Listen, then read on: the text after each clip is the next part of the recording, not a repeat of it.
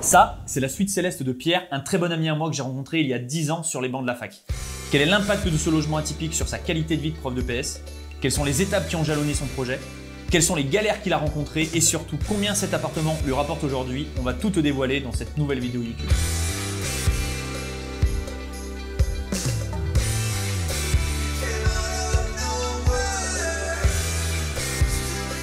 Bienvenue à toi dans cette nouvelle vidéo YouTube de notre nouveau format découverte atypique. Si tu ne nous connais pas et que tu viens d'arriver sur cette chaîne, l'objectif il est très clair, c'est t'amener à la découverte des logements atypiques partout en France et dans le monde. Et aujourd'hui, j'ai le plaisir de t'accueillir avec un participant de notre programme d'accompagnement et pas n'importe lequel, Pierre. Salut Pierre. Salut Anto. Ça va, t'es en forme? Toujours, et toi? Super, je suis hyper fier et hyper intrigué par cette suite Évasion Céleste que tu vas nous montrer. Je sais qu'au niveau des chiffres, ça cartonne, mais on va avoir plein de belles choses à vous communiquer.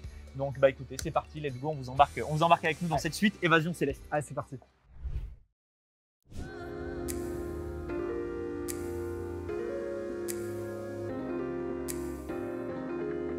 Et donc on arrive dans cette suite Évasion Céleste, c'est ça? C'est bien ça. Et bah écoute, ce que je te propose Pierre, et je pense que ce qui sera le plus simple même pour les personnes qui vont regarder cette vidéo, c'est que dans un premier temps, on fasse vraiment un house tour complet, que tu nous montres un petit peu l'avant, après, comment tu as pensé cet appartement. Et ensuite, on se posera un petit peu plus au calme avec Pierre, on te parlera de tous ces chiffres parce que je sais que ça t'intéresse. Et on te parlera aussi de notre histoire parce que on a des belles anecdotes à te partager.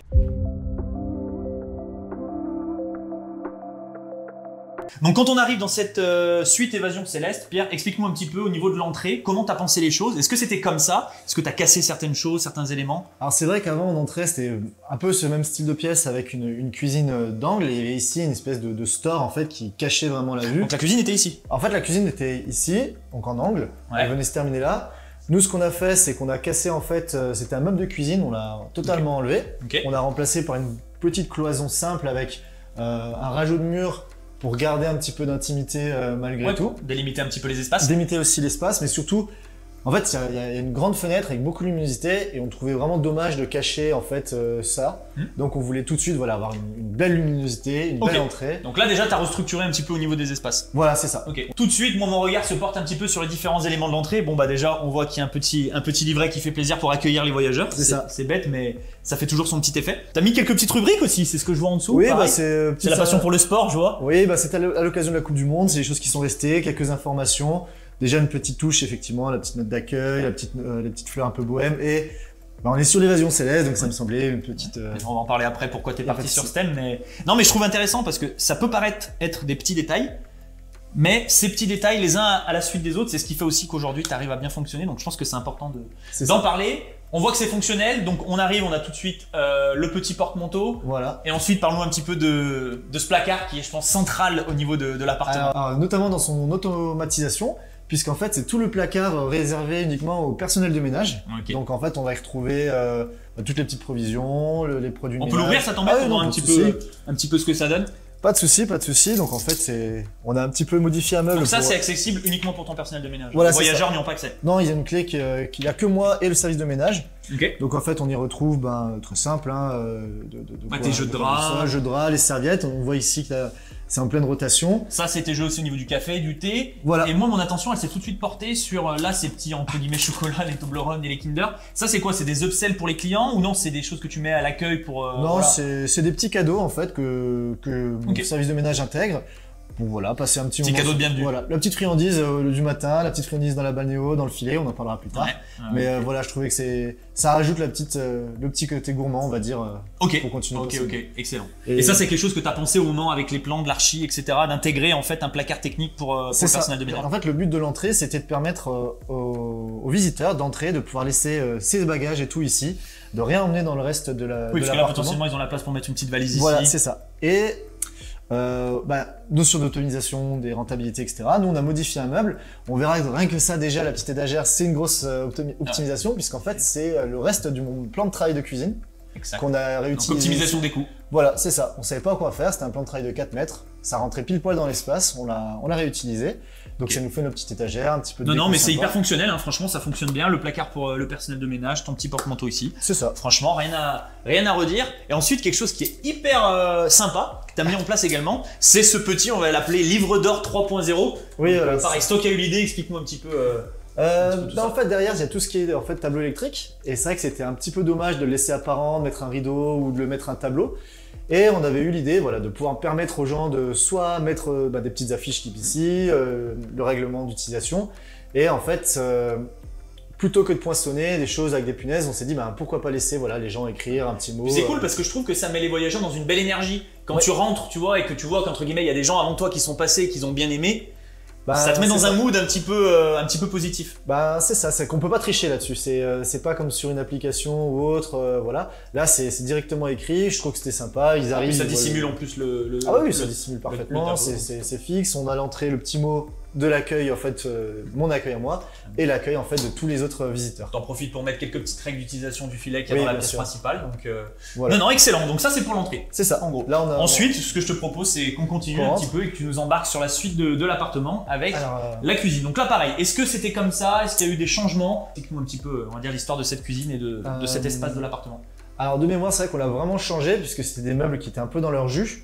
Avec une cuisine d'angle qui venait se finir ici, comme je t'ai dit. Okay. Nous, on a vraiment voulu quelque chose de très épuré, de très simple. C'est vraiment pas l'endroit clé de l'appartement. Ça, c'est important de le préciser. Voilà, c'est vraiment permettre aux gens de se faire ce petit repas, de prendre le petit déjeuner. Simple, efficace. Simple, efficace. Voilà. Ok. T'as quoi au niveau d'électroménager du coup? Donc, t'as la plaque? J'ai une plaque, un petit micro-ondes, grille-pain, théière.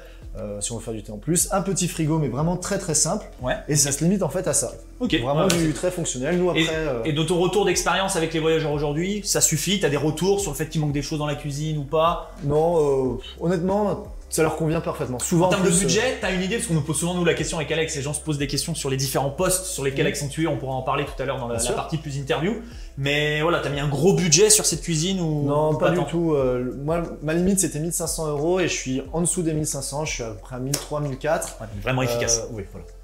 Okay. Non, mais tip top. Je pense que ça fait très bien le taf. Ensuite, donc ça, c'est l'espace si les personnes veulent manger, prendre le petit déjeuner ou ce genre de choses. C'est ça, petit coin cuisine. Petit coin cuisine. Okay. Je trouvais que la table haute amenait quelque chose de différent aussi, par avoir une table basse. T'as des beaux volumes aussi, toi, dans ton appartement. Voilà, c'était l'idée. C'était se surélever un petit peu. Ah ouais, ok. Et ensuite, donc du coup, on poursuit, on enchaîne.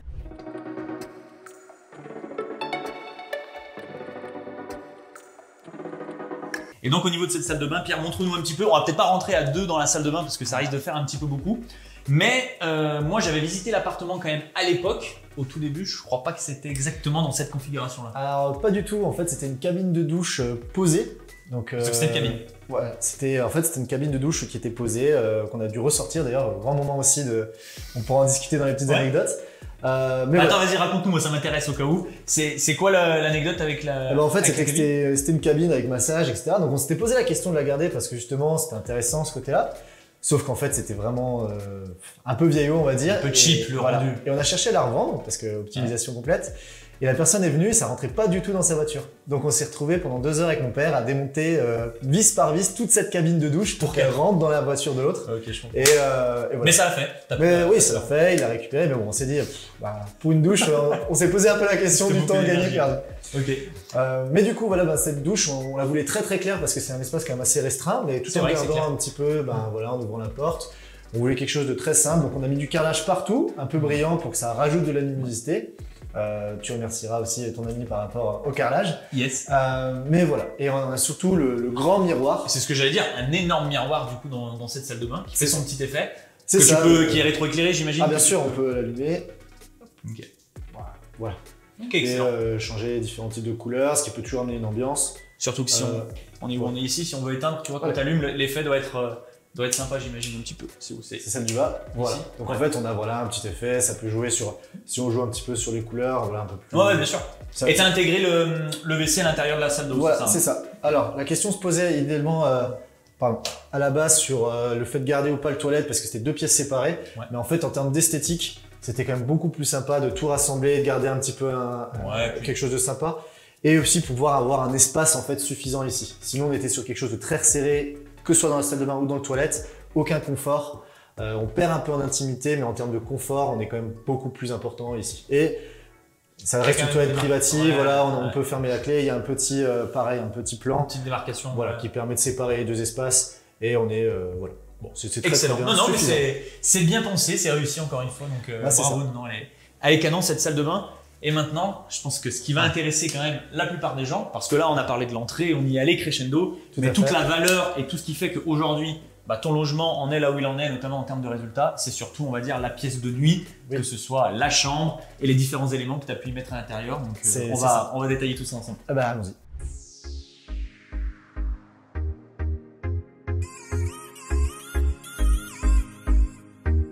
Bon bah voilà, on s'est installé dans le filet suspendu, donc déjà je confirme, ça tient, on ne tombe pas. C'est déjà une belle étape au niveau de la sécurité. Bon après, c'est peut-être un peu plus à la destination des couples que de copains, mais bon, on est quand même dans l'atmosphère. Et donc du coup, comment ça se passe au niveau de l'écran là de cinéma? T'as une clé Amazon, c'est ça la plupart du temps, pour que les gens puissent regarder du contenu? C'est ça, bah en fait déjà on est, comme tu le dis, on est installé, mais je sais que tu fais du sport, donc tout va bien de ce côté-ci. Exactement. Et après effectivement, donc on a les différentes télécommandes. Le seul petit bémol, c'est attention à pas la faire tomber entre les mailles du filet, parce que ça peut être parfois problématique. Bon, t'as les petits rebords après, ça peut se faire aussi. C'est ça. Mais sinon effectivement, j'ai pris tous ces boîtiers maintenant qui se connectent, en fait, qui proposent un panel d'applications. J'offre dans mes services déjà Amazon Prime, en fait, c'est moi qui leur offre. Et après, en fait, c'est eux qui rentrent leurs identifiants Netflix. C'est indiqué tout de suite dans le message d'accueil. Pensez à vos identifiants, voilà. Excellent. Non, mais c'est encore une fois, c'est vraiment bien réalisé. C'est ça. Et puis l'avantage aussi, c'est que comme c'est des mailles assez larges, si on a une compagne ou un compagnon qui est en fait dans le lit, on peut toujours échanger. Il y a toujours un petit peu de contact qui peut se produire en fait. Donc ça reste assez sympa. Voilà, passer un moment toujours agréable. Et puis, comme tu le vois, on est plutôt bien. Ah non, mais c'est confort, hein. Plus avec tout ce que tu as mis, les plaids, etc. On se projette bien. Et à l'écran, nous, ce qu'on va faire, c'est qu'on vous partagera, parce que là encore, c'est en pleine journée. Oui. Mais je pense que c'est vraiment un lieu où tu en profites avec cet esprit cocooning le soir, où c'est tamisé, où tu as juste ton ciel étoilé. Donc, il faut en profiter dans une atmosphère peut-être encore plus, on va dire, plus crépusculaire que ce qu'on fait là, quoi. Donc, profiter un maximum, effectivement, des effets.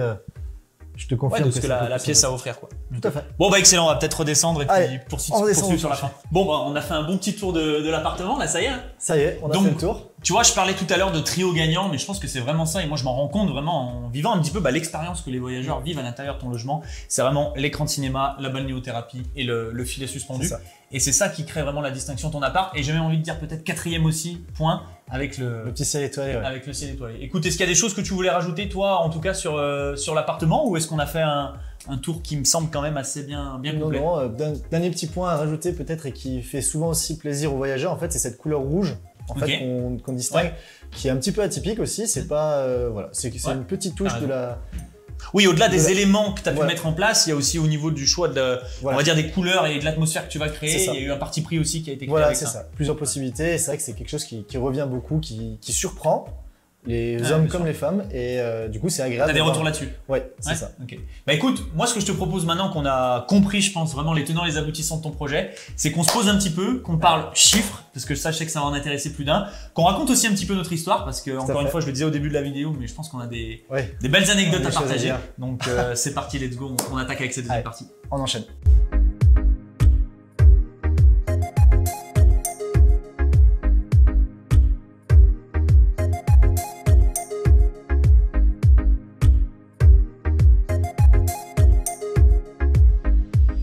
Allez, du coup, on attaque cette deuxième partie de vidéo. Pierre, alors déjà, avant de rentrer un petit peu dans les détails de ton projet et de notre histoire, bravo, franchement bravo, parce que c'est une super réalisation. Je suis hyper fier de ce que tu as réussi à faire et honnêtement, on sent qu'il y a plein d'éléments où tu as eu le souci du détail pour en arriver où tu en es aujourd'hui. Donc non, franchement, ça fait plaisir, c'est vraiment une belle réalisation. Et du coup, j'aimerais qu'on rembobine un petit peu. Et peut-être qu'on explique aux gens comment on s'est rencontrés, tout simplement, parce qu'on n'est pas deux inconnus, l'un et l'autre. Donc peut-être tu peux leur expliquer, ils ont l'habitude de me voir parler un petit peu plus que toi. Donc je pense que c'est mieux si c'est toi peut-être qui leur explique comment on s'est rencontrés, tout simplement, il y a maintenant peut-être bien plus de 10 ans. Plus de 10 ans maintenant, c'est vrai que je viens de loin, hein, tu sais, je suis pas d'ici, pas comme toi. Et c'est vrai qu'avec le jeu de la vie, etc., je me suis retrouvé à Saint-Etienne et on a fait... j'étais une première fois à Saint-Etienne et avec une reprise d'études, concours, et c'est là on s'est rencontrés sur les bancs de la fac. L'année du concours, on s'est rencontrés tous les deux, ou un petit peu avant, c'était notre 4e, 5e année de STAPS, de fan de sport, si je dis pas de bêtises. Moi c'était vraiment ma première année de concours avec toi. Oui, voilà, ouais, c'était l'année où on passait le concours, moi c'était ma 4e année. Et j'avais déjà un peu plus au compteur, on va dire. Et toi, tu débarquais un petit peu. C'est ça. Donc on avait passé ce concours ensemble et puis. Faut savoir qu'à l'époque, on était quand même déjà proches avec Pierre. C'est-à-dire qu'autant pour les soirées que pour préparer le concours, on était vraiment deux profils un petit peu assez similaires en plus, parce qu'on avait des potes qui étaient peut-être encore plus bringueurs que nous. Nous, on était quand même un peu sérieux. Je me rappelle, on arrivait quand même à réviser au bon endroit, au bon moment, pour essayer de bien s'en sortir.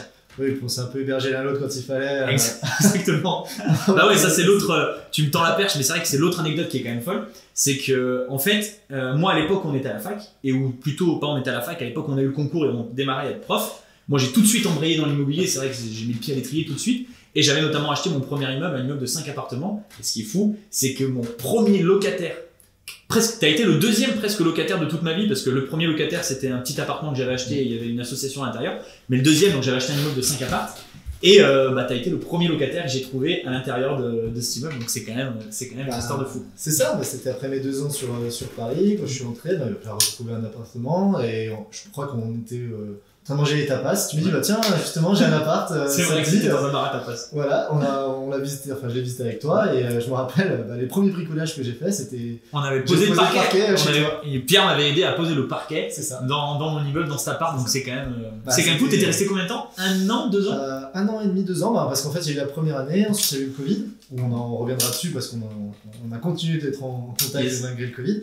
Et c'est vrai que c'était 2 ans, on était super bien placés, moi j'étais super ravi de l'appart. C'était des belles années. Ouais, des petites anecdotes encore dans cet appartement-là aussi, mais c'est vrai que le premier bricolage que j'ai pu faire dans l'immobilier, c'était chez toi. Quoi. Non, je trouve que l'anecdote est vraiment marrante. Et d'ailleurs, j'ai même une photo de toi et moi sur mon compte perso à l'époque Instagram, où la première photo que j'avais mise sur mon feed, c'était une photo de toi et moi en disant que j'avais trouvé un locataire de premier choix. C'est ça, je l'ai toujours, on signe le bail. On signe le bail dans la cuisine. C'est excellent. Et puis c'est cool aujourd'hui de voir le chemin parcouru. Et du coup, forcément, ça m'amène un petit peu sur la suite. Donc, on s'est rencontrés à la fac, on a passé le concours. Moi, j'ai été prof. Après, je l'ai quitté. Toi, aujourd'hui, tu es toujours prof de PS. C'est ça, toujours. Et comment est arrivé vraiment, toi, l'immobilier, concrètement, après, quoi, dans ta vie?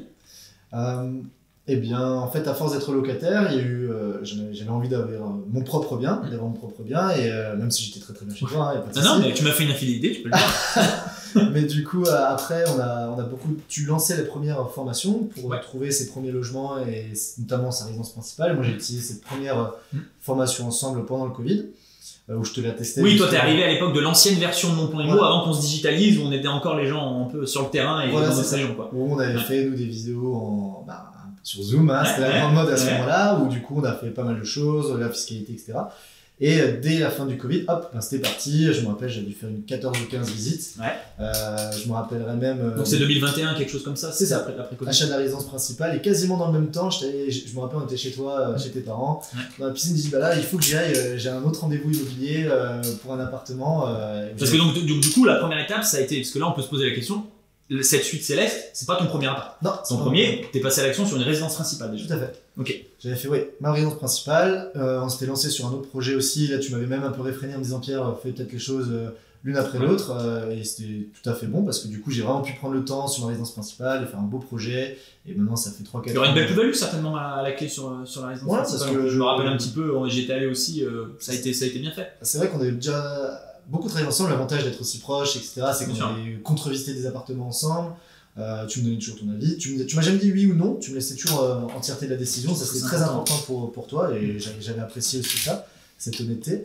Et derrière, on avait trouvé un bien belle plus-value déjà par rapport à ce qu'il était à la base, et puis le secteur qui a grimpé, les produits aussi. On mettra quelques photos peut-être de l'avant-après rapide de la résidence principale de Pierre aussi, son premier appart, ça peut être. Avec grand plaisir. Il y a un petit côté atypique déjà dans lui, c'est la couleur verte qui est partout, même si je suis resté pas loin.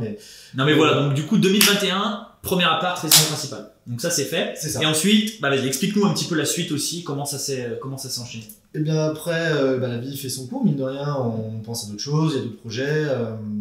Mais j'avais toujours cette envie un petit peu de continuer à investir parce que je suivais un petit peu tes aventures, tes exploits même. C'était sympa de voir quelqu'un qui avait le même parcours de vie en étant prof, etc., mais qui avait réussi à s'en sortir et qui maintenant vivait une autre vie grâce à l'immobilier. Donc il y avait l'envie aussi d'aller sur ça. J'avais d'autres projets. L'un des premiers projets que j'avais pu avoir, c'était investir dans un immeuble locatif, enfin de rapport, pardon. Je me rappelle qu'à la base, tu voulais faire un immeuble. C'est ça. Et habiter dedans pour pouvoir avoir pas le loyer à payer. Mais bon, la conjoncture avait un petit peu changé dans l'immobilier, donc il a fallu s'adapter. Et est venu les logements atypiques, avec notamment Alexandre, ce qu'il pouvait proposer. C'est vrai que c'était super intéressant. Et donc j'avais suivi la deuxième formation. Tu as suivi sur notre deuxième. Voilà, c'est ça. Où Bah, c'était super sympa. Je me rappellerai toujours une petite histoire. Un soir, j'étais tellement concentré là-dessus. Iris était venue me voir au sport et elle était venue, Iris ma compagne, et elle m'avait dit ah, nanana, et du coup j'avais dû quitter en urgence la formation pour aller la rechercher, etc. Mais voilà, c'était un moment super sympa. Elle avait bien compris que c'était vraiment important. C'était important. Et après voilà, elle m'a accompagné aussi tout au long du projet, sur les idées, sur ça. On a vu l'architecte ensemble, on a échangé sur plein de choses. Et voilà. Et le but c'était vraiment Donc tu as bifurqué un petit peu déjà en termes de stratégie à une époque où les immeubles, comme on le dit souvent, c'était aussi compliqué en termes de budget et peut-être pas ce qui était le plus approprié pour toi. Donc c'est à ce moment-là où tu as bifurqué, en même temps que nous en fait aussi un petit peu, tu as suivi notre virage sur les logements typiques avec le programme voilà, où tu nous avais rejoint à l'époque.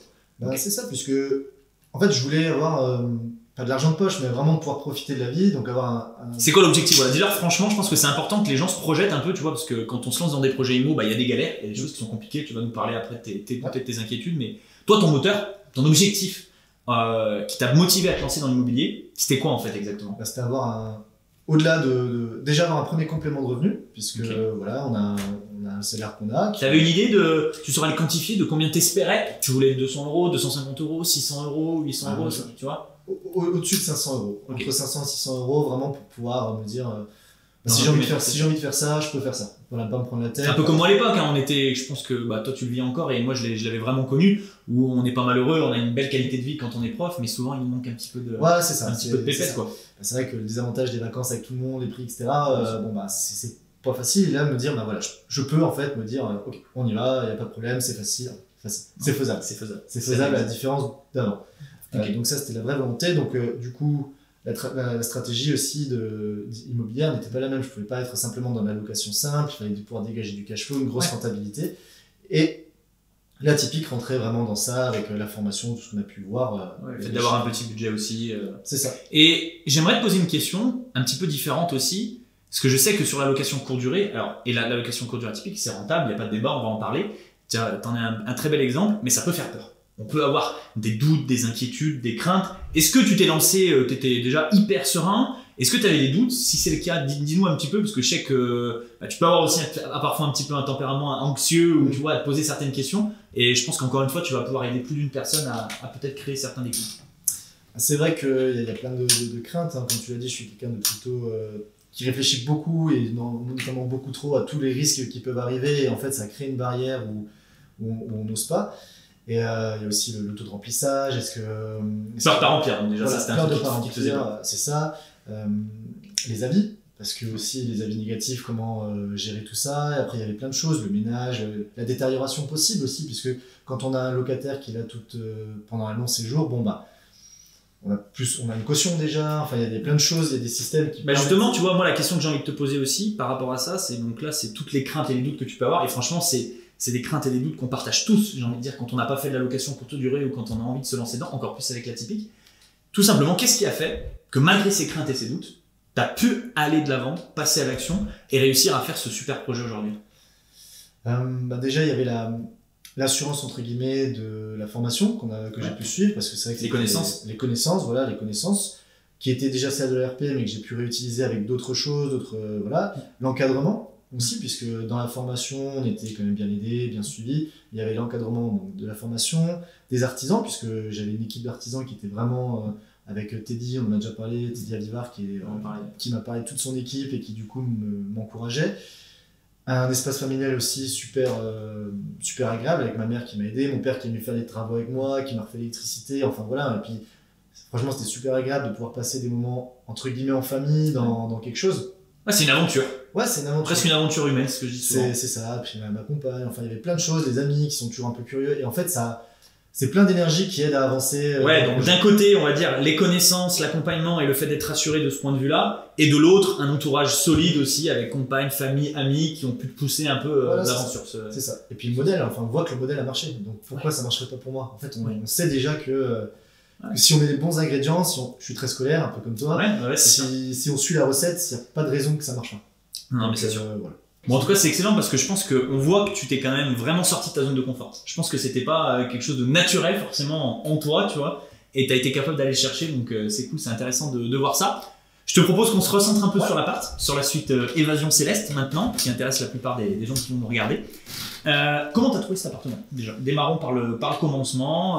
Est-ce que tu l'as trouvé sur le bon coin? Est-ce que tu as fait beaucoup de recherches? Explique-nous un petit peu comment cet appartement est arrivé. J'avais fait pas mal de recherches sur Saint-Étienne essentiellement, puisque je voulais dans un premier temps que ce soit un secteur proche de moi pour me rassurer, pour être capable d'intervenir. J'avais fait différentes agences, j'ai fait beaucoup d'agences, je suis allé les voir directement en boutique, en agence directement. J'ai pris tous les sites que je pouvais, j'avais déjà des alertes. Et donc en fait c'est totalement du off-market, c'est en fait quelqu'un de mon réseau qui m'a partagé l'information qu'il connaissait, quelqu'un qui vendait un bien, qui cherchait un acheteur en fait. Donc je suis venu le visiter, je crois que je sais plus si c'était toi ou ton frère qui était aussi présent là. Et en fait c'était le père de Teddy qui du coup est devenu mon artisan, et en fait voilà, ça s'est fait, voilà, c'est un boucle vertueuse. Tout à fait. Donc j'ai profité de l'occasion d'avoir quelqu'un qui connaissait les lieux et quelqu'un qui voulait travailler dedans, parce que il y avait une valeur attachée en plus dedans, donc je savais qu'il y avait volonté de bien travailler dedans, et ce qu'il a très bien fait. Mais voilà, du off-market, avec un appartement où voilà, il n'a rien caché, il était tel quel, et franchement c'était top pour pouvoir en fait lancer ce projet-là. Et toi, je sais qu'on est des profils, comme tu le disais, assez scolaires. Moi, encore plus que toi, je pense. Je suis loin d'être un as des travaux. Et des projets comme ça, c'est des projets qui peuvent un petit peu faire peur. On a montré un house tour avec des avants, après, avec l'installation du mezzanine. Enfin, tu as fait quand même plein de choses techniques à l'intérieur. Est-ce que tout vient de toi? Est-ce que tu t'es fait aider? Voilà, quel conseil tu pourrais donner à quelqu'un qui n'est pas forcément hyper bricoleur ou qui n'est pas un as des travaux pour se dire, je peux quand même me lancer dans un projet atypique, quoi? Je pense qu'il faut accepter de déléguer. Quand on n'est pas... Je n'ai pas du tout la main bricoleuse, je sais changer d'ampoule, je sais planter une vis, et encore parfois il faut faire attention. J'ai appris plein de choses sur ce chantier, mine de rien. Parce que tu as mis la main à la pâte, du coup, c'est ça aussi ma question. Qu'est-ce que tu as fait toi? Qu'est-ce que tu as délégué? Explique-moi. J'avais commencé la destruction parce que c'était que du lambris comme on l'a vu précédemment, donc j'avais réussi à enlever tout le lambris. C'est moi qui ai fait tous les déplacements en déchetterie. J'avais pas de camionnette, donc tout dans la petite Fiesta, j'en ai fait des déplacements.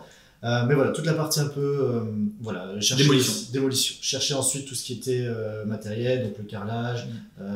Ouais, t'as approvisionné le chantier avec les différents matériaux. C'est ça, toujours en passant par Teddy, parfois sur certains postes. Avec mon père, ensuite, on a continué la démolition, et après on a fini aussi tout ce qui était finition. Il y a les plaintes, ce genre de choses, c'est moi qui ai pu les faire. Bon, donc t'as fait la démo, l'approvisionnement, certains éléments de bricolage, de fignolage, on va dire. Après, une belle réalisation quand même, parce que le ciel étoilé, c'est toi. C'est moi et Iris, on a bien bossé dessus. C'est bon. Mais c'est quand même une belle réussite. Mais sinon, tout le reste, voilà, plomberie, électricité, peinture, tout ça, t'as délégué. J'ai tout délégué parce que franchement, j'ai deux mains gauches. Ça aurait été plus coûteux en temps et en argent et en énergie de le faire moi-même. Là, j'étais serein, on discutait tous les jours en fait avec les artisans, et c'était beaucoup plus facile. Et je suis curieux d'avoir ton retour également en toute transparence. Donc ça, c'est pour les artisans. Et ensuite, pour reparler un petit peu du concept, de la thématique, de l'agencement, je t'amène un petit peu sur les archives. Je sais que tu es passé par les archives du groupe avec qui on a l'habitude de travailler avec Alex.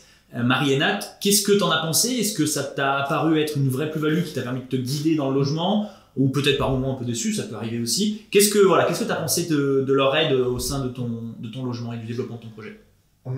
C'est vrai que maintenant on est tous sur le numérique, donc on va chercher un peu sur Pinterest, sur Instagram, plein d'idées, ça c'est top, etc. Mais en fait, souvent, c'est des images très arrêtées, c'est une photo prise à ce moment-là, donc il y a plein de choses. Mais on n'a pas conscience de tout ce qu'il faut faire autour. Par exemple, les plans techniques, tout simple de l'architecte, ça c'était essentiel parce que ça a vraiment...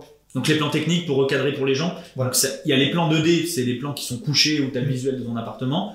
Les plans techniques dont tu parles, c'est pour les artisans, notamment, avec donc des plans électriques, des plans de plomberie, des plans de placo-peinture, etc. Mais ça, c'est vraiment quelque chose qui m'a permis d'automatiser entre guillemets le chantier, parce que je lui ai dit, voilà, ça c'est comme ça. Ils se connaissent aussi, ou ils ont déjà été en relation, donc c'est vrai que de ce côté-là, j'avais peu de choses à faire et j'avais juste à suivre. Donc c'était rassurant aussi pour moi. Sur certains points, oui, parfois, a posteriori, on peut se dire « Ah, mais j'aurais peut-être pas fait comme ça », mais bon, ça s'explique parce que...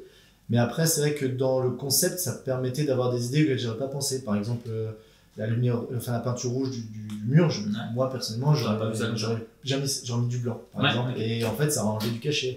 Elle a essayé de prendre toutes mes idées, de les ajuster au mieux. Mais c'était une co-construction quand même. C'est-à-dire que, par exemple, moi, la question que je me pose, l'écran qui descend, la balnéo à cet endroit-là, le filet suspendu, c'est des éléments qui viennent de toi, qui viennent de vous en co-construction, tu vois, comment ça a été amené? En fait, je lui donnais des ingrédients, en fait, et après, elle voyait comment elle pouvait ajuster tout ça dans l'espace. Mais t'as mis un peu les pièces dans la machine pour qu'elle... Ah oui, le filet, ça venait de moi, le ciel étoilé, ça venait de moi, la balnéo, bon, un peu aussi. Voilà. Elle est venue saupoudrer de son expertise un petit peu la voix que tu avais envie de... C'est ce que je dis, elle a modelé un petit peu en fonction de ce que tu avais envie de... Voilà, et Nat, la décoratrice, pareil, elle m'a donné des références de magasins avec différents prix, ce qui fait que ça permettait de gagner du temps, notamment sur le mobilier. Ouais. Alors, j'ai pas tout suivi, mais il y a quand même beaucoup de choses que j'ai pu chercher. Ça. Et au-delà de dire, je prends ce produit ou pas ce produit-là, il y avait l'idée. Bien sûr. En fait, l'idée... je suis pas le plus grand décorateur du monde, hein, mais voilà, c'était en tout cas agréable de pouvoir dire ah ouais, en fait c'est sympa ça, et hop, le mettre. Bien sûr. Et avant qu'on parle de chiffres, voilà, pour terminer cette vidéo, parlons un petit peu aussi, on a parlé un petit peu pendant le house tour, mais est-ce qu'il y a des galères, des choses à raconter dont on n'a pas parlé pour cet appartement qui pourrait être intéressant peut-être de partager avec les personnes qui vont regarder cette vidéo? Ouais. Alors moi j'ai vraiment il y a deux choses vraiment qui ont ralenti un petit peu le projet, hein, qui ont vraiment ralenti longtemps et qui ont posé de gros problèmes. Le premier, ça a été la balnéo, puisqu'en fait j'ai fait cette commande de balnéo au mois de mai. Il y a eu des gros problèmes de transport, d'approvisionnement, elle est arrivée que début août. Ce qui a fait que ça c'est arrivé pendant les vacances scolaires d'été, où on a des artisans qui partent eux aussi en vacances, leur calendrier il est fait aussi longtemps, donc un gros décalage. Il est porté à septembre. Voilà, avec en fait, le pire c'est que cette balnéo elle était à 14 km d'ici, et en fait, entre le fournisseur, le transporteur, tout le monde se renvoyait l'ascenseur. Et donc, on attendait, et donc ça a décalé de quand même 1 mois et demi la livraison entre guillemets fine du produit. Le deuxième point, une galère un peu liée à ça, en fait, c'était les arrivées d'eau aussi, puisque l'arrivée d'eau, elle est dans la salle de bain, il a fallu tirer et voir aussi si le sol, on est sur du plancher, est-ce que la cale est assez résistante pour maintenir... Et comment tu as fait ça pour le savoir? Tu t'es renseigné avec un artisan? On a beaucoup travaillé avec le plombier, on a fait... on a creusé pour voir, on a regardé, après on est proche aussi du mur porteur extérieur. Ouais, donc vous avez étudié ça. Voilà, on a quand même étudié ça. Voilà, ça c'était déjà des choses importantes. Et dernier point, on avait découvert avec le menuisier lors de la confection un petit peu de la mezzanine qu'il y avait en fait des taches d'humidité qui commençaient à apparaître sous le placo. Donc on a fait une ouverture, effectivement, en fait, il y avait de l'humidité qui s'était installée, on a cherché à comprendre d'où ça venait ou pas. Et en fait, l'isolation était très bien faite, ça marchait vraiment bien. Mais du coup, il n'y avait peut-être pas assez d'air qui pouvait circuler. Donc en fait, on a juste rajouté rapidement, on a asséché le mur, on a un petit peu modifié l'isolation pour que l'air puisse passer, qu'il y ait une circulation d'air, on a rajouté des grilles. Et en fait, c'est nickel, depuis, il n'y a plus aucun souci, comme tu as pu le constater. Et est-ce que tu as eu, parce que parfois dans un projet immobilier, on a je le sais, je l'ai vécu moi notamment avec un dégât des eaux que j'avais vu sur mon immeuble, on peut avoir des gros coups de dur, des gros coups de mou, tu vois, des phases où c'est très dur de rester connecté avec ton projet et de garder la motivation, ça peut être au niveau de la banque, au niveau de... Bref, peu importe le niveau. Est-ce que tu as vécu ces phases-là? Peut-être pas du tout, ou dans une certaine mesure. Enfin, est-ce que tu as le souvenir, en tout cas sur la totalité de ton projet, d'avoir eu des phases où tu te retrouves dans le lit peut-être le soir chez toi, où tu te dis c'est dur quoi. C'est vrai que le retard de la balnéo, c'était atroce, parce qu'en fait, il y a la Coupe du Monde à Saint-Etienne de rugby qui attaquait début septembre. Tu t'étais mis la pression un peu pour être... Pas la pression, mais c'est vrai que c'était l'idéal de pouvoir profiter de cette rame de lancement. Et au lieu de pouvoir en profiter, il y a eu 3 semaines de délai en fait, dans cette Coupe du Monde, puisque j'ai pu ouvrir que fin septembre. Et en termes de rentabilité, etc. Et bien sûr, la question de se poser, de toute façon, les visions négatives, ça va pas marcher. C'est ça qui m'intéresse, voilà, et ça aussi peut-être sur quoi je voulais aller. Ouais, donc à gamberger en fait. Ça prend du retard, on voit que l'argent va pas rentrer, c'est quand même 1 mois et demi de cash flow en moins. Parce qu'en gros, jusqu'au jour J de lancement, et même peut-être encore un peu aujourd'hui, t'avais des craintes sur le fait que ça allait pas marcher, que ça allait peut-être pas se louer autant que tu le voulais, etc. Bien sûr, on a la question de combien il faut de nuits par mois pour que ce soit juste au moins à zéro, qu'on ne perde pas d'argent dessus, à partir de combien on commence à gagner, le mois prochain, est-ce que ça va vraiment bien, et ainsi de suite en fait. Et puis s'il y a quelque chose qui se passe de mal, si je dois bloquer, enfin voilà. Il y a eu un petit moment, un moment où oui, il y avait plein d'eau autour de la balnéo, on s'est dit qu'il y avait une fuite, on ne comprenait pas, vraiment une flaque. Et en fait, ça venait juste d'un joint. Ouais. On a fait, mais tout de suite on panique. Et c'est important de le dire.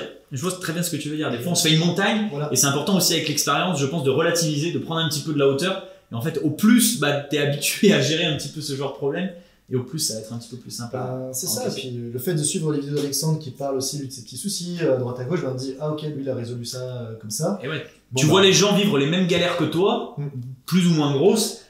comment elle les résout aussi, du coup c'est un petit peu plus simple. Voilà, en fait, parfois on se fait toute une montagne, en fait il suffit d'appeler un plombier, bon, ok on bloque. Moi j'avais de la chance parce que à ce moment-là j'avais pas de réservation, et en fait ça s'est résolu tellement vite que j'ai pu ouvrir, et le soir même c'était loué.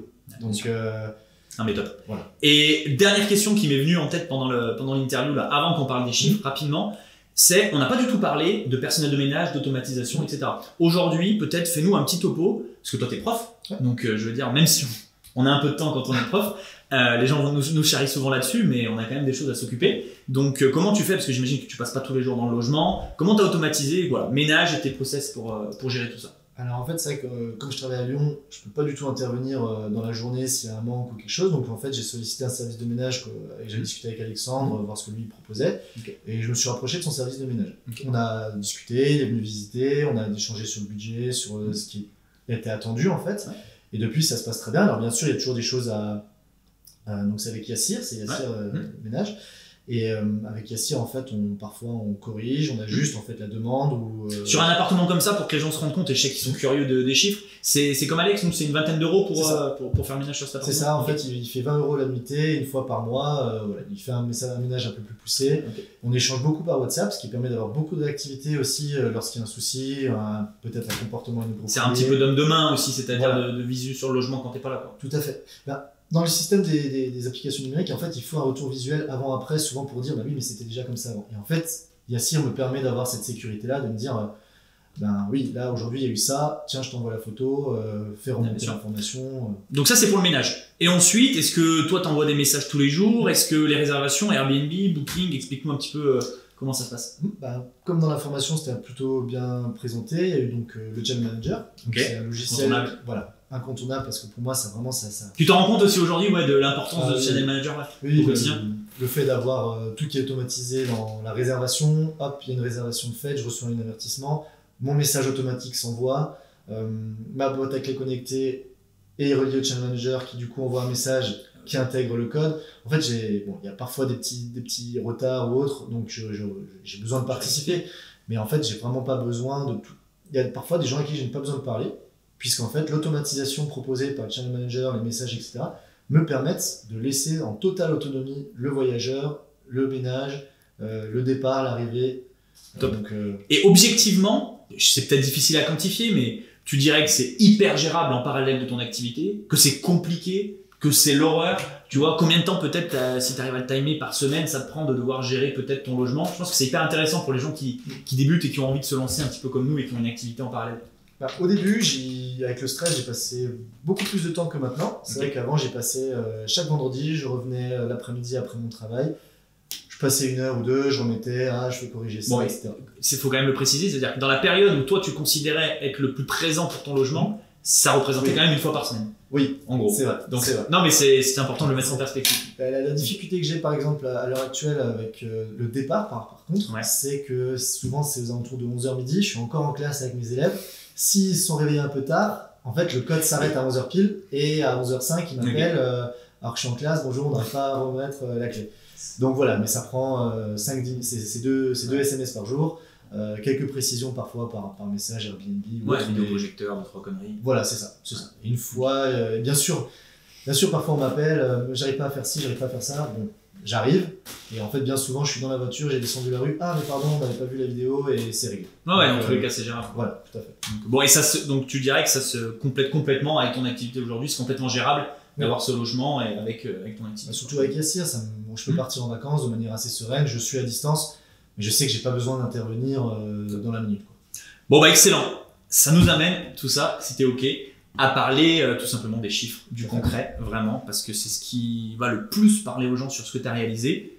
Combien cet appartement t'a coûté au niveau du prix d'achat, tes frais de notaire, tes travaux? Explique-nous un petit peu les chiffres et on parlera après de la rentabilité, bien sûr. Prix d'achat 57 000 € par frais de notaire, donc ça comprend le logement, mais on l'a pas vu, il y a aussi un garage box juste à l'extérieur qui est alors, il est pas encore, on peut pas encore entrer dedans, mais la place de stationnement est offerte. Il faut le vider en fait, il est rempli d'affaires, donc il faut que tu le vides pour qu'il soit disponible. Voilà, c'est ça, mais en tout cas, la place de stationnement elle est offerte aux hyper important. Et c'était dans ton prix d'achat, tu avais un box en plus de l'appart. Tout à fait. 6 000 € de frais de notaire environ, donc ça nous faisait une enveloppe initiale de 63 000 €. Avec les différents travaux, on est monté à environ, j'ai en tout cas obtenu un prêt de 95 000 €, avec 5 000 € d'apport et un différé partiel pendant 1 an. Ok. Donc plutôt agréable sur le temps. On a tenu le budget ou on a dépassé? J'ai un peu la réponse. Je sais, tu sais tout le monde. On a dépassé d'environ 1 000 €, j'ai rajouté 8 000 € de fonds propres. De fonds propres. Et là, à ce moment-là, forcément aussi, je te pose la question, quand ça peut représenter une partie importante de l'épargne des gens, ce qui était sûrement ton cas, l'angoisse, elle monte ou tu le fais sereinement parce que tu sais que ça va marcher? Non, là on commence un peu à... En fait, quand on commence à ouvrir le PEL, on se dit, c'était la base, je ne devais jamais y toucher, c'était quelque chose... Sacré. Voilà, on nous apprend à pas y toucher au plus tard possible. Et là, se dire, bon, faut que je le casse, on commence à s'inquiéter. Après, il y a eu des délais, des choses comme ça, ce qui fait que j'ai pu jouer avec mes arrivées de salaire. Un coup, c'est le PEL, un coup, c'est mon arrivée de salaire, un peu à jongler. La période de fin du logement a été compliquée parce que, et je pense que c'est important de le dire aussi, tu avais 2 choix qui s'offraient à toi, je pense, c'est-à-dire bâcler.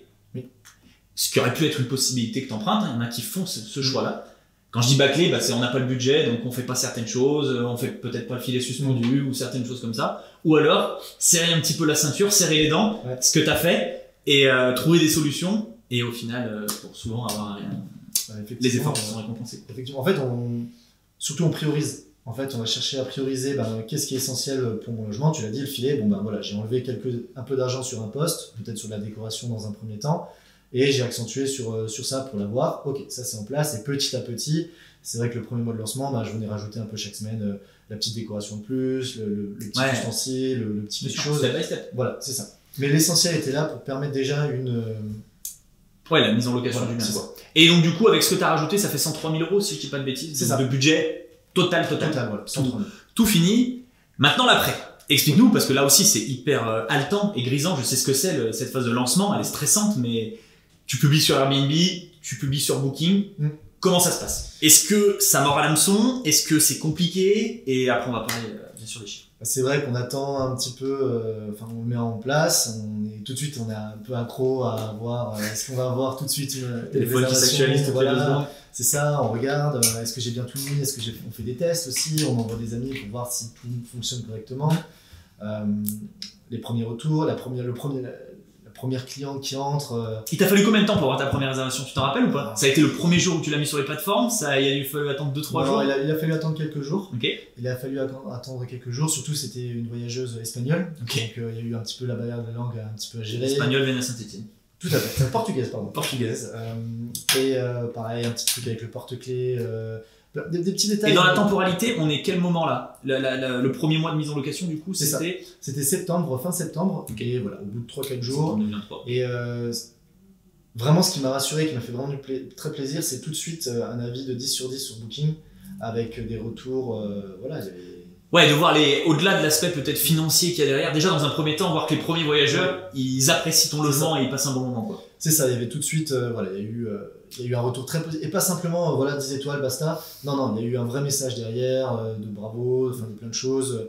Il y a eu des excuses par rapport à un verre cassé, mais voilà, des petits détails, mais en tout cas, c'était très rassurant. Très rassurant, et derrière, c'est...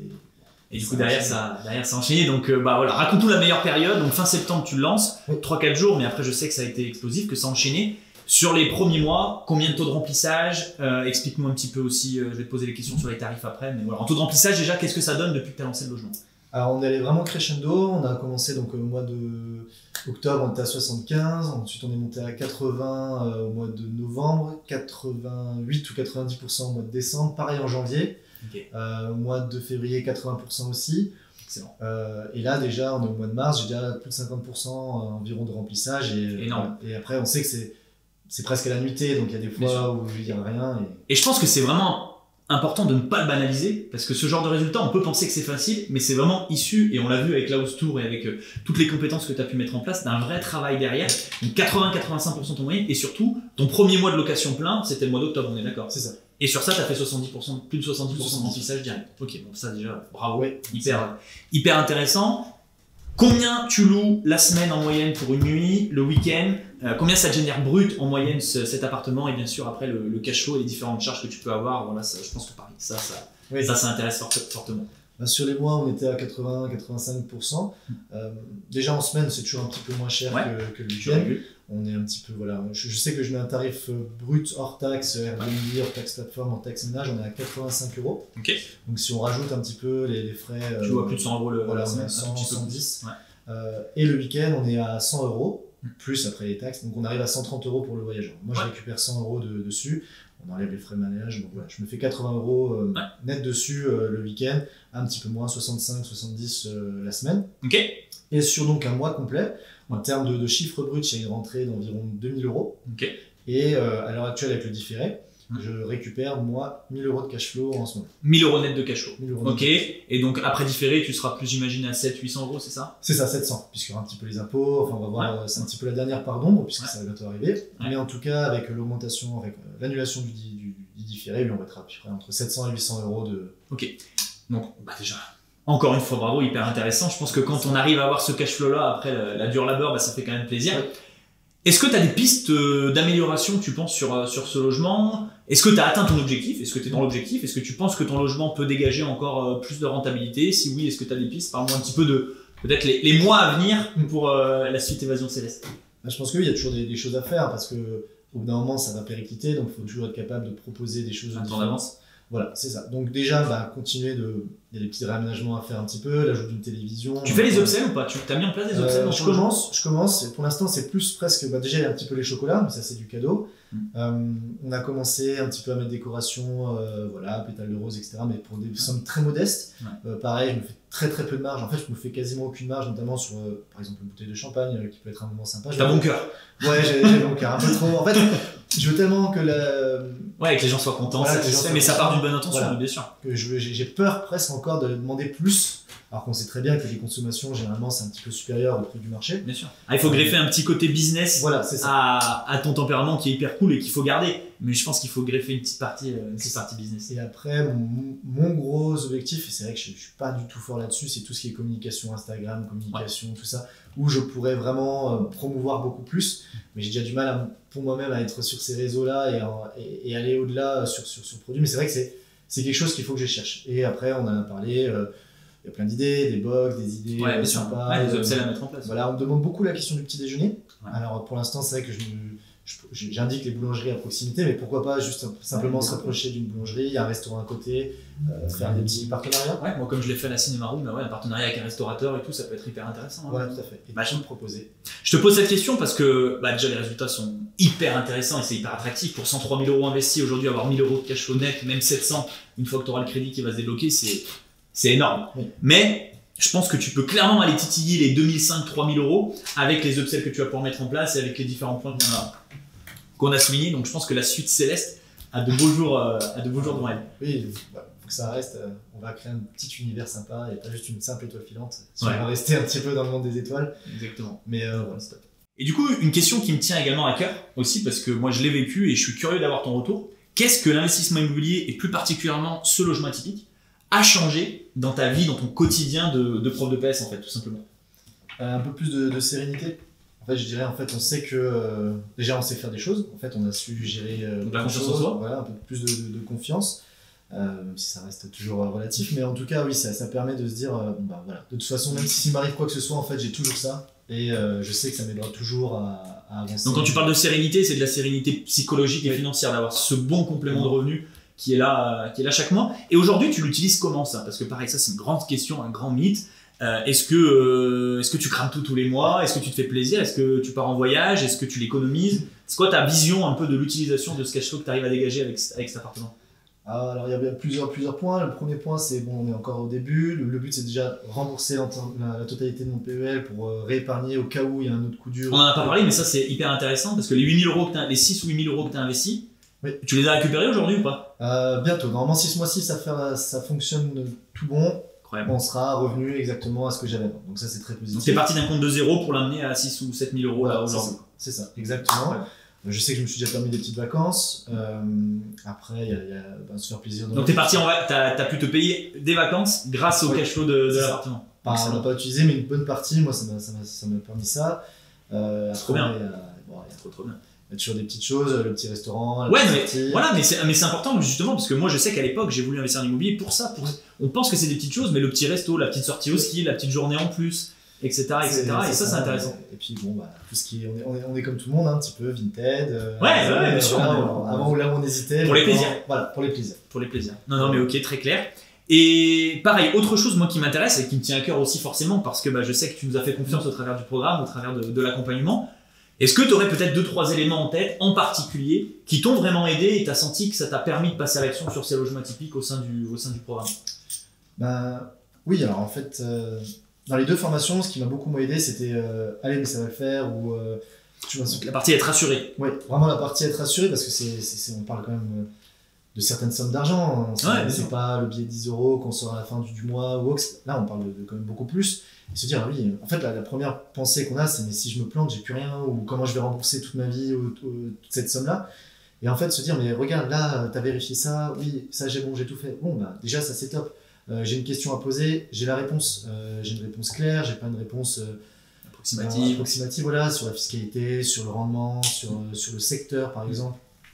Donc déjà ça, puis il y a l'entraide aussi entre le point positif de l'accompagnement et de la formation, c'est qu'on n'est pas tout seul. En fait, on n'est pas face à quelqu'un, à un professeur ou autre, c'est qu'on est plein dans la même galère. Donc en fait, la question qui va se poser, ah bah oui, en fait, ça c'est intéressant. Ça me fait plaisir que tu le soulignes parce que c'est vrai que nous, je dis toujours, c'est jamais parfait ce qu'on fait. On essaie de mouiller la chemise, en tout cas dans notre programme avec Alex, pour que vous ayez des réponses rapides et pour il y a justement cette entraide et cette communauté. Donc si c'est quelque chose que tu as ressenti, je trouve que c'est cool. Bah, tout à fait, c'est vrai qu'au tout début on n'était pas trop nombreux, beaucoup moins que là, et on a beaucoup échangé avec Marius justement sur des produits, sur des astuces, et on discute encore un petit peu, et ça m'a fait super plaisir de pouvoir regarder sa vidéo parce que on échangeait mais c'était abstrait, on est loin, on voyait pas, et là de voir en fait que tiens ouais, c'est vrai que j'ai le même vidéoprojecteur que lui, ou c'est super l'idée. C'est un immense phénomène d'entraide, je pense, le fait d'être rassuré, de faire partie d'une équipe aussi où on peut poser des questions. Je pense que c'est un truc qui revient beaucoup et qui aide pas mal à passer à l'action.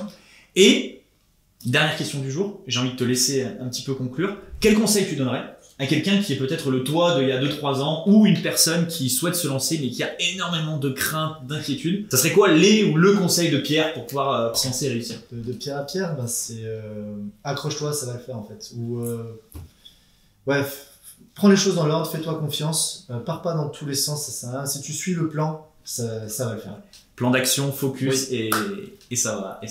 Et être bien entouré. Bon, top, franchement, c'était hyper intéressant d'échanger avec toi, Pierre. Je suis sûr et convaincu que ça va en aider plus d'un. On aura peut-être des profs qui vont se retrouver, je l'espère, dans notre parcours. Et puis voilà. Écoute, merci franchement d'avoir passé du temps avec nous, d'avoir tourné cette vidéo.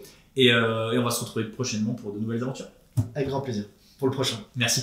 Comme toujours, j'ai pris un grand plaisir à te tourner cette vidéo du format découverte atypique et à te présenter Pierre. J'espère en tout cas que de l'autre côté de l'écran, ça t'a plu. En tout cas, si ce genre de format te plaît, n'hésite pas à nous mettre un petit pouce bleu sur la vidéo et à t'abonner à notre chaîne. Ça nous motivera avec Alex pour te tourner encore d'autres formats de découverte atypique très prochainement. Et si tu as envie de faire comme Pierre et de réaliser un projet de logement atypique qui cartonne, mais que tu sais absolument pas comment t'y prendre, on t'a préparé une formation gratuite de 45 minutes à l'intérieur de laquelle on va aller beaucoup plus loin que ce que tu as pu voir aujourd'hui dans cette vidéo. On va te parler financement, on va te parler fiscalité, comment concrètement tu peux réaliser ce type de projet à moins de 100 000 € et espérer dégager plus de 1 000 € net par mois de cash flow. Pour accéder à cette formation gratuite, tu as juste à cliquer juste en dessous dans la bio de la vidéo YouTube et moi je te dis à très vite de l'autre côté.